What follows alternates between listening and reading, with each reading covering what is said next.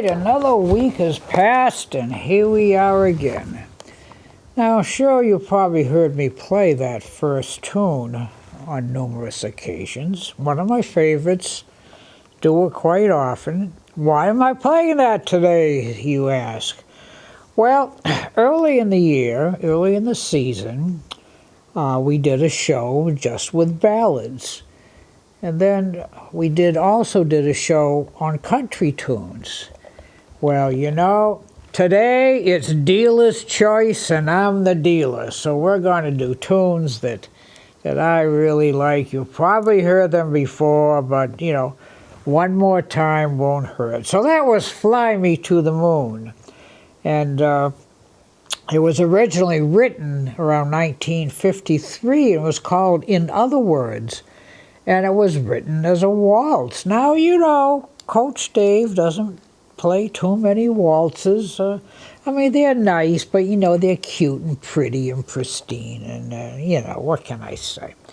Around 1963, some guy named Sinatra recorded In Other Words, but he called it Fly Me to the Moon, and he did it in 4/4 times. And, well, you know, if Frank can do it, I can certainly do it too. So, Fly Me to the Moon. Now, this next tune, written in 1953, it's a Duke Ellington tune. Now, Duke Ellington is my favorite of all the big bands, and of course, last century at Berkeley, you know, we had to write a lot of big band arrangements and everything. And I think all the big bands were great, but I think the reason I like Duke Ellington is that he had a lot of great tunes that he wrote along with a fellow named, whose name just escaped me. Oh well, but it'll come to me. And this fellow was actually a piano player, but he was also a songwriter. Now, you know, getting hired as a, you know, backup piano player on the Duke bands, just like, you know, being backup quarterback to Tom Brady, you're not going to play. So Billy Strayhorn, that was the fellow's name. So Billy and Duke collaborated a lot of tunes. Now this tune, some people will say it's Duke's theme song, but just about every Duke tune they say is Duke's theme song. But I've been playing this song for just a little while. So we'll stay with the piano because, after all, Duke played piano. A little tune called Satin Doll.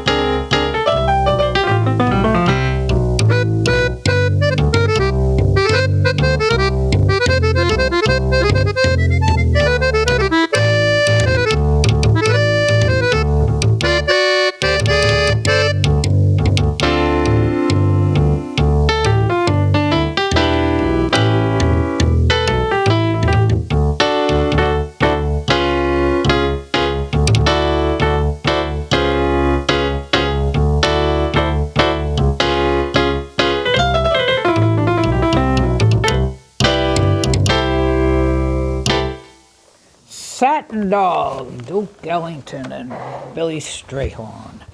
A lot of the tunes they wrote together, Duke got most of the credit, when you look them up, but Billy was right there with him. All right, well, we're going to slow it down a little bit.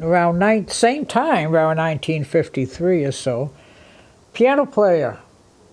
jazz piano player from Pittsburgh, Pennsylvania. Now, when you think of Pittsburgh, you think of steel mills and stuff like that, but a lot of great jazz players came out of Pittsburgh, and this fellow was one. His name was Errol Garner, and he wrote a little tune, and it was strictly an instrumental, and everybody kind of liked it. And around 1958, a young fellow named Johnny Mathis had probably the biggest hit of his career, and we'll stay with the piano on this, on a little tune called Misty.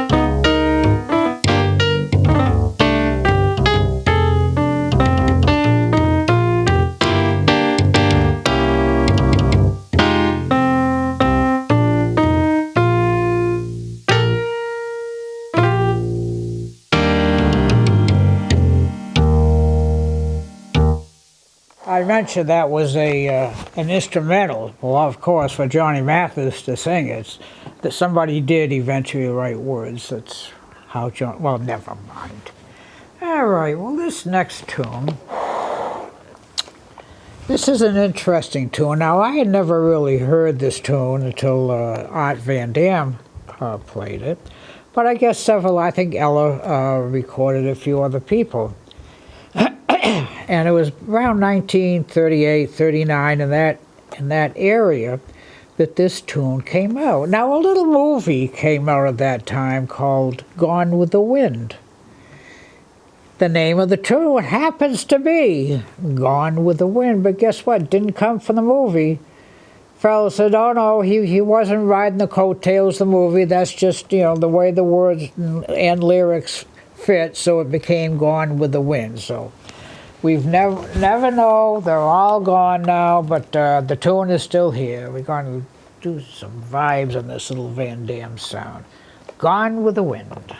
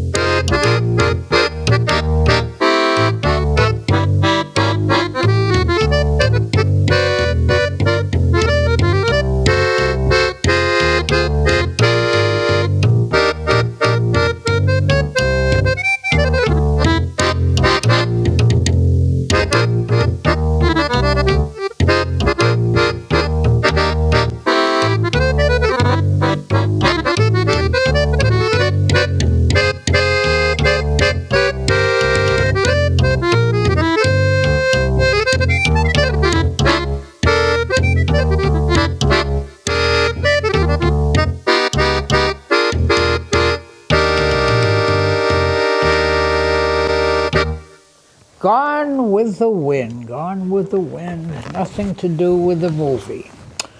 Well, now this next tune, there's not a lot of information on this tune, and I had never heard it until a fellow accordion player turned me on to this tune. Now this is probably my most favorite Latin tune. It's called Samba de Orpheus. What's it mean? I don't know. I guess an Orpheus samba, whatever that might be. But I believe it came from Black Orpheus, that production. And the word on the street is it was like the last tune played in the movie. So like I said, I had never heard it before, but I really like it. And around 59, early 60s, during that whole big Latin invasion, that too, invasion, we had Samba de Orpheus. So hopefully it sounds a little like this.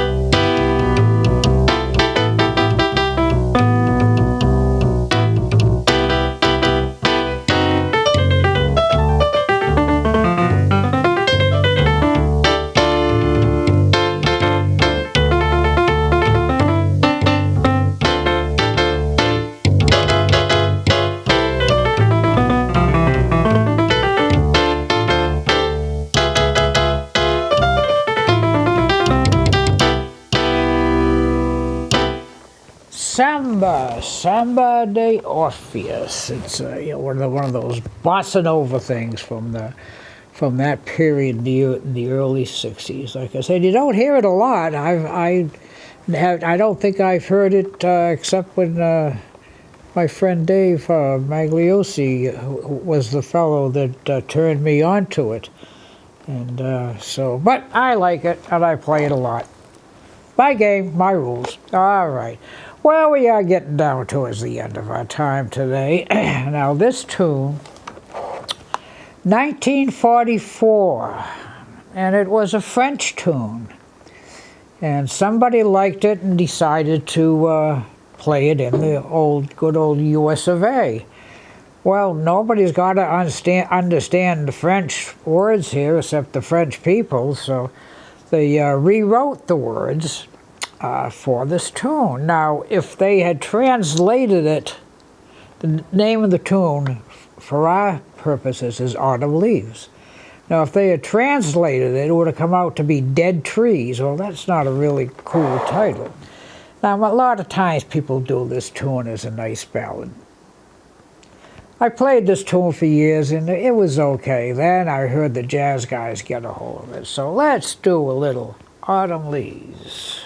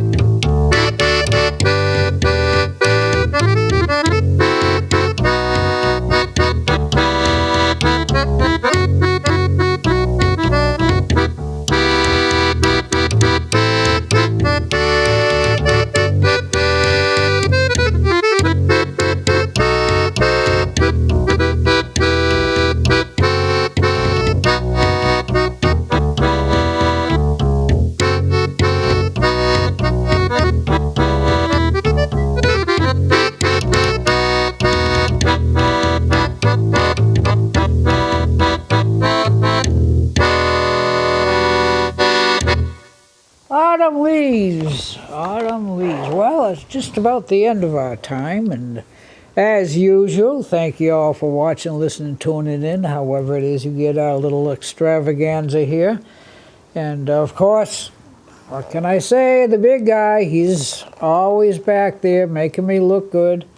Austin Ricketts, who produces this show, and some days he must sit there wondering, what is this man doing? But I don't think I pulled any fast ones on him today. So and of course the young guns, gotta bring those young guns in. And of course Autumn Leaves was especially appropriate because as we tape this show, It is the first full week of autumn, which means next is, oh boy. You see, we're not down south where it's nice and warm. We're, like I said, up in the state with a little curly Q on the end. So let's go home with a little more of, I guess, autumn leaves. Why not?